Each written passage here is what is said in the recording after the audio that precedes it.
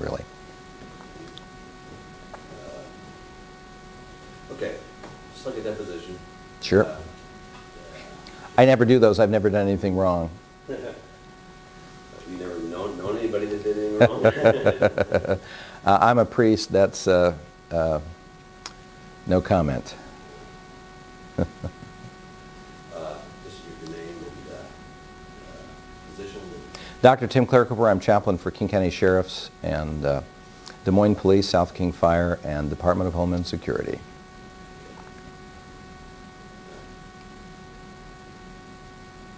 Friend of David Fair. Do I need to say anything more? Tell me some of the places that you've gone that people would know in a crisis situation. I was one of the responders to 9/11. I actually went later and ended up spending a week just walking around talking to New York police officers. And I was an incident commander in Katrina, so I was both in Houston and also in New Orleans in the hot zone for a number of weeks. Tell me a little bit about 9/11. Was that something that you were sent to, or you just knew to go, or? Well, actually, the gray hair would give you an indication that I'm one of the senior chaplains. So I felt when 9/11 hit that there were a number of chaplains in our area who were highly qualified but needed the training and experience. And so I stayed home and covered for them when they did the initial response. And we had a number of chaplains who I think did an awesome job responding initially. I was concerned, though, afterwards in hearing that the CISM people and psychologists were pulling out, and a lot of officers I'd heard were not being helped. So I decided to go later and just spend some time walking around New York talking to officers. And it was an incredibly enlightening and a very rewarding experience.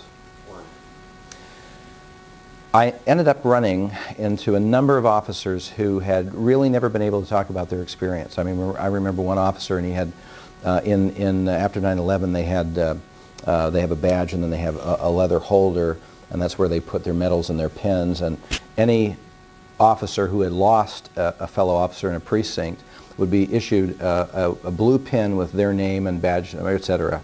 And this man had 6 pins on above his badge. And I asked him if anybody had been talking to him, how he felt. And we actually sat on a street corner in the middle of New York City, rush hour traffic. And he talked to me about the losses and the incredible, horrific experience he'd gone through, and he cried. And I just lost an officer at home, so I cried along with him. And it was experiences like that that made a real impact on me. I was glad to be able to be there and help. Well, what is it about a chaplain that gives people like that the liberty to open up? Is it just asking the question, or is it some of the quality that you have? That's an excellent question. I think one of the things I've noticed over the years, I have built trust with the officers that I know and that I trust. And building a relationship with them, not having any particular agenda, but simply allowing them to have somebody. I always tell people, if you know the Christian concept of Father, Son, and Holy Spirit, I'm not the Holy Spirit, and I know it.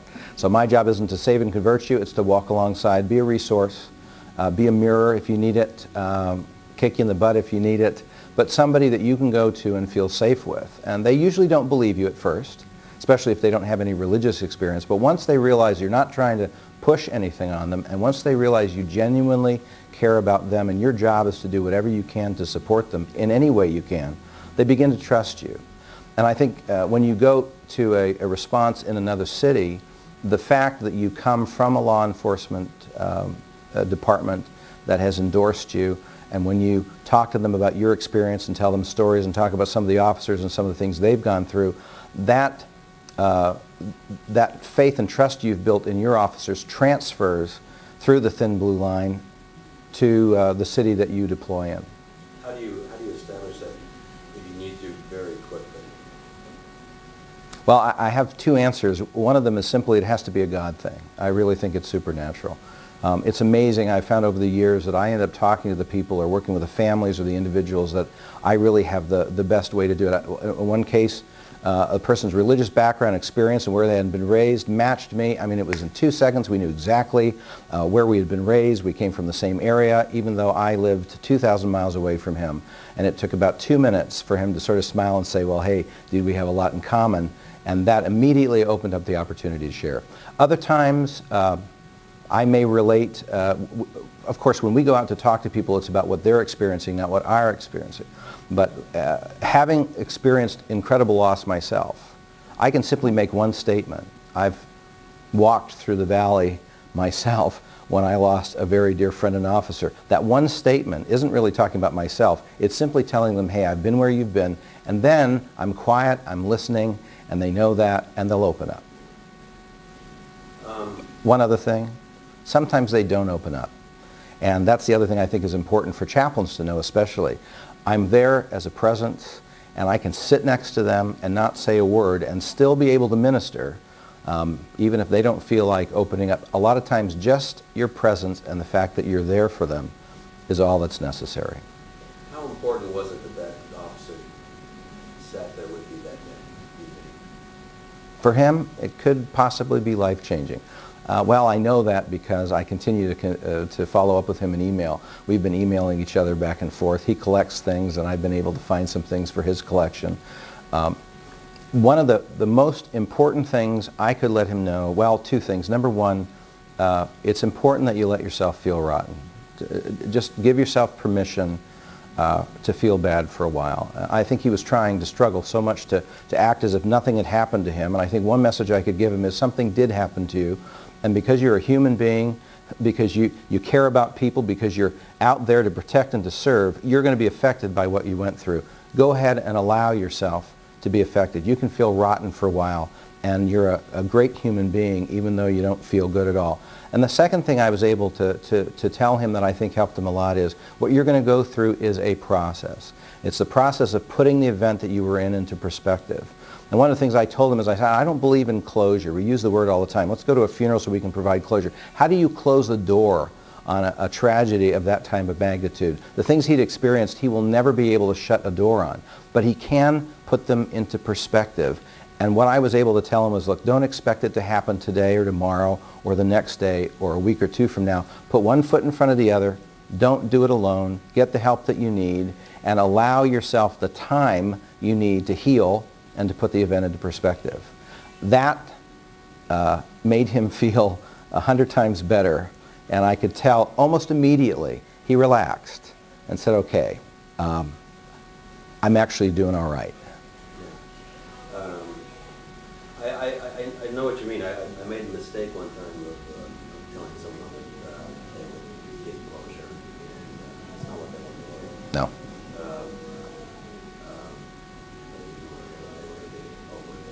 They didn't want to be over it. They didn't want to not feel pain about it. My brother committed suicide 5 years ago. He called me on a Tuesday, said, I could really use some time. I'm going through some things. And I said, gee, David, I'm so busy. You know, I'll take Saturday off. I'll spend all day in Seattle with you. And 2 days later, he killed himself. Of course, I went through the regrets that many people go through and everything else like that.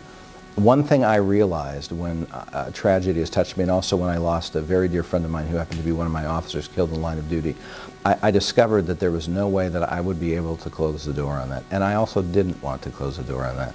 I wanted to remember my brother and my fellow officer every single day I'm alive. I don't ever want to forget them. But there's a difference between remembering somebody and, as I said earlier, putting it into perspective. 2 entirely different things. I always tell people grief is like raising a teenager. On the one hand, you love them with all your heart and soul. On the other hand, you'd give your life for them. On the other hand, you dislike them intently. 2 things go on simultaneously. So to me, it's entirely possible to put the event into perspective and move on with your life. But that does not mean you cannot remember them every day, honor their memory every day, keep them close in your heart. And you go through life, and I know every time I hear about an officer losing his life, I immediately think about Steve Underwood. The emotions come back, even as they do when I talk about it now. But along with those emotions of pain when I remember it, and that lessens in time, I also have well, I'd even describe it joy. I remember the relationship we had. I remember how proud I was of him being a good officer. I remember the friendship we had. And both of those things can coexist without canceling each other out. And I can be okay with both the sadness and the joy combined. You don't have to shut a door. It's not necessary. Talk to someone now that's in and this is not the way that the question will be presented, Mm-hmm. but the question will not be revealed to the person listening. But you're talking now to a survivor, Mm-hmm. and it's not just a survivor, but it's a survivor the night Mm-hmm. of the tragedy. And what is it that you would tell them that, I guess, what I'm fascinated in is that you guys, chaplains, are able to come up with words that are not pat and patronizing. Well, and actually that's one of the things I was thinking when you said that, because it's a difficult question to answer when you're, and this of course, it's difficult to answer when you're staring into a camera, because many times I have talked to somebody in a tragic situation, and I walk out realizing that my words are totally inadequate, only to find out 2 days later that that's what made the whole difference to them. And I can't stop and explain to you and say, this is what I said or this is what I did. It's just an intrinsic thing. So I think, frankly, and this can be used for the chaplain section, I mean, one of the things that's interesting is when you train, when you learn, and then you have a calling, when you walk into a situation, it would be almost impossible for you to tell yourself what you're supposed to do, but you get there and you simply do it. Part of it, I think, is a God thing, and part of it is your training kicks in. And I mean, I remember a woman once holding her dead daughter in the middle of the street, and when I got there, she said to me, "Is God real?" Now, I've never had anyone ask me that before. And the medics told me later, they said, "Sir, we were a little surprised because you smiled at her," which you don't normally do on a scene like that. You smiled at her and you said, "Yeah, God is really real," and then worked with her and went on and so forth. And later on, she told me, I don't know what it was, but when I heard you say that and when I saw your eyes when you did, I just knew you're telling me the truth, and I found a lot of comfort in that. And the medics said, "How could you say that with a smile on your face?" I said, "Because God has provided for me so many times. I have absolute confidence in him, but I couldn't teach a chaplain how to do that. You know what I mean? It has to be in your heart. You have to be willing to serve, and that's one of the things I tell chaplains. If you really have a desire and a love for people, and you go out there with that love, God will enable you to do things that will absolutely blow your mind. Sometimes people say, "You're a senior, you're a capable chaplain," and I look at myself and say, "Actually, I'm a bumbling idiot. I never know how to put one word between the other, but when I'm where God called me to be, and when I'm doing what God called me to do, and I'm allowing him to work in and through me, the training, the experience that I got, all of those things kick together, and and I have letters. I mean, I have a file at home, like, 2 feet thick, of people who have written me thank you notes, and almost every time I get one, I say, "Actually, that wasn't me. It really wasn't me. That was a cool thing." And I've always told people, I was teaching a class, what would Jesus do? WWJD is probably one of the most heretical things taught to the church in a long time. I think it should be like Charles Price says, WWJDTM, what would Jesus do through me? In my faith tradition, it's getting yourself out of the way and allowing God to work through you. It doesn't diminish me. It actually strengthens me. And so that may not be it's a theological context answer, but for chaplains, regardless of our faith tradition, we're there representing God because we believe that God is there and that he can comfort and heal and so forth. We're the agent or the minister of that healing, but it's God that does the work, and that's the cool thing. So that's a long-winded answer to, how do you do that? Well, I can't always tell you, but if I were talking to a person in the first few minutes of what happened, I think one of the most important things that I would tell anyone is there is no way, in my experience, that you can fully know what you're going to go through, what you're going to experience. Right now you're in shock, you're in grief, you can't believe what happened to you. You read about this in the papers, but now it is suddenly a part of your reality. and your world is changing and you don't know what to expect or when you can expect it. And I just suggest that you take a deep breath and realize this is a process, and what you want to do is put one foot in front of the other. You take one moment at a time. You lower your expectations. Don't expect yourself to feel good. Don't expect to have this under control. Just simply allow yourself to breathe and to go one step and one moment at a time, knowing with the confidence that you will get through it. It may not seem like you will, but there are others who have gone through experiences similar to yours that have made it. They didn't think they'd make it either. Just rest in the fact that with the people here to help you, with the people who can walk alongside you not only today and in this moment, but tomorrow and 2 weeks from now and 2 months from now and 5 years from now, you will be able to make it through. All of the things that people will tell you, I always tell people when they've been in tragic circumstances, please cut your friends a break, because they're going to say things like, well, you know, you had 4 children and you lost one, you've got another 3. I always say cut them slack for 2 reasons. Number one, the people who tell you that mean well. They have your best interests at heart, and they want you to feel better. They ache for the fact that you're not feeling well. And secondly, they're making those rather inane statements because they've never been through what you're going through. They have absolutely no point of reference to the horror that you're experiencing now, and they want you to feel better. And so they say something that makes absolutely no sense. I had one lady once, somebody came up to her and said, well, you had 30 good years, you know, you should be blessed, and God will turn this into a blessing.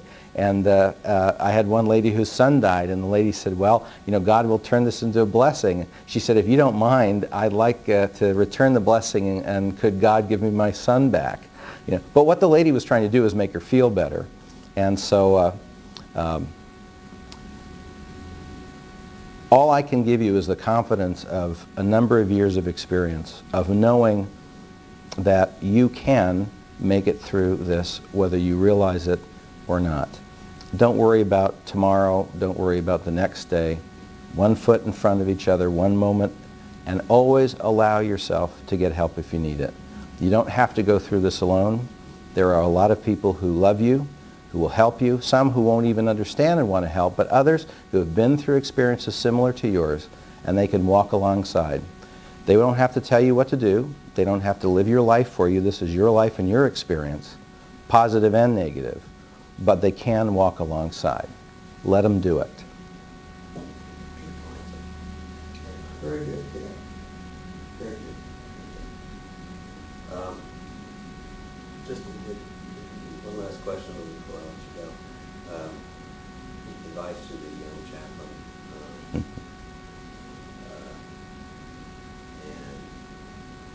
the biggest mistake maybe you made. Oh, man. Well,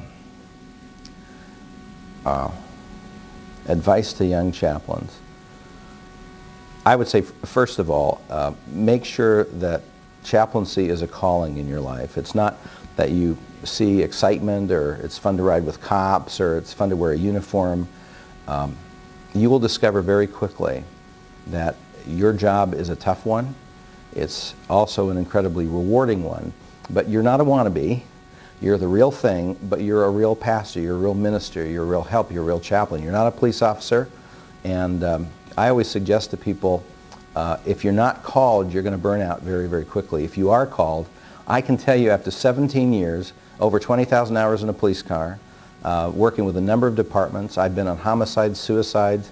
I've seen people killed in almost every other way. I've done 54 funerals in 1 year. I did 7 in 5 days. I mean, sometimes you don't even know what day it is because you're so swamped, and then other times you have lots of time to spend with your officers. Doesn't matter what you do.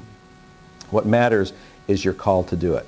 And the secret is this: after 17 years and all these years, I still pinch myself sometimes to believe that I'm fortunate enough for God to call me to be able to do what I do. I will never retire. Okay? My retirement, I've told the police department, will be my wake. And so I think it's important to realize that if this is in fact what God has called you to do, He will equip you, He will bless you, and He will do the work in and through you. and it will be rewarding. I am the happiest person you've ever met, and you can do the same thing too if you're called. I think another thing I always like to tell chaplains is don't do it by yourself. Always be part of a team. If you're ministering to people, you need people alongside you to encourage you, to pray for you. I also suggest that you learn everything you possibly can. Never stop educating yourself. Don't ever think, hey, I've arrived, I know what I'm doing. The day you walk into a scene and you're not just a little bit nervous, the day you walk into a scene and you're not a little apprehensive that you're going to do the right thing and you feel just a little inadequate, is the day you really do need to retire.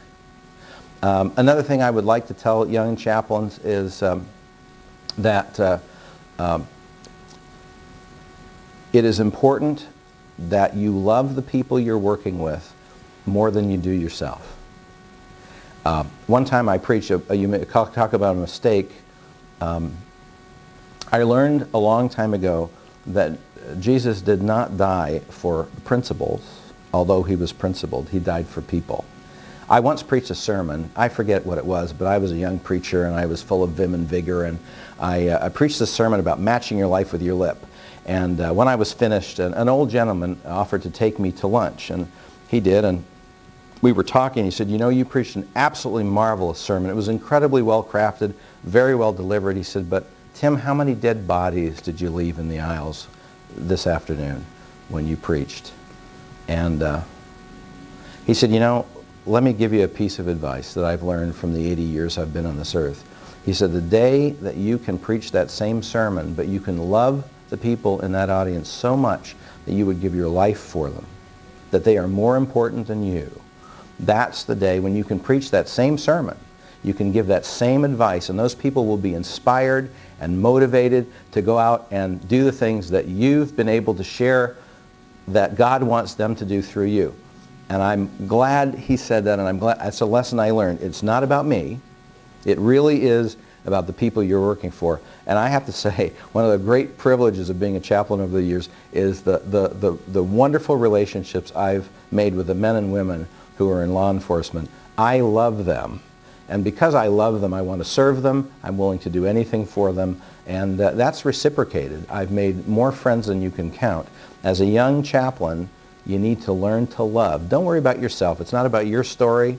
It's about them and their story. It's not about your experiences and your excitement. It's about you being able to fulfill their ability to do everything they've ever wanted to and dreamed in their career. Your job is to help them be more effective. And when you do that job, you will be incredibly rewarded. That I can promise you. One more thing. I want you to give me a second, and I want you to repeat your name and your job title. Okay. Because I think we can listen to this. I'm Dr. Tim K. I'm a chaplain for several police and fire departments in the Seattle area. Is that what you wanted? I am